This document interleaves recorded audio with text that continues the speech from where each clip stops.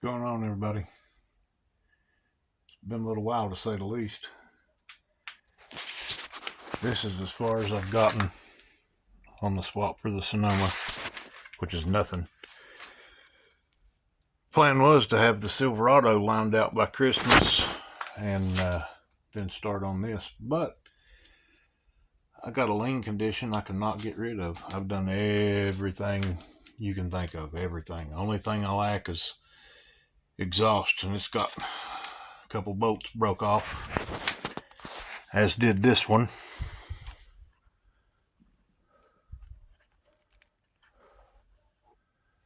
I just got them out.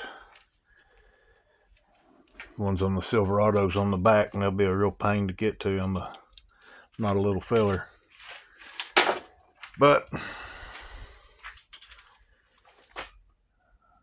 I got some heads now that I can swap on there. I'm going to freshen them up a little bit. Then I'll take those. They're both 862s, so I'll put these on there after I freshen them up, and put me some Speed Engineering 1 7/8 long tubes. Got me a good welder finally. It's actually a Vevor, and that thing is a beast for what it is. And it does a really good job. But I'm going to build a really good 3-inch exhaust. Use some Spintex on the Silverado. Yeah, that's just an update. Ain't nothing going on.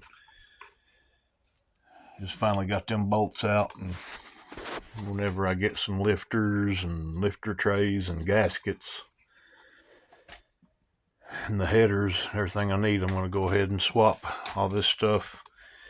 And if that gets rid of my lien condition, then I'll go ahead and put the cam in. I don't want to put the cam in until I get the lien condition lined out, because that's just going to make things a lot more complicated putting the cam in, and but I think it's the exhaust. I do have a burnt valve or a bent valve on the Silverado, or else I'd just try to squeeze my fat ass in there, but I'll just swap the heads, get these freshened up, that way I know what I got, and I'll redo those heads and put them on this motor. I'll probably get aftermarket for this motor, because I'm going to run the Texas Speed Warthog cam on this one, and I'm going to throw some rings and bearings in it, I guess. And I like to have some aftermarket heads. Trick flow's just so damn high, but I'll figure something out. Probably, I got a new LS swap harness for drive-by cable, which, is what I got. But I'm seriously thinking just going carburetor, running a Victor Jr. LS intake, and whatever size carb I need, 750 or 850, depends on what I do. But that's where we're at. I got some Amazon adapter plates to go on here.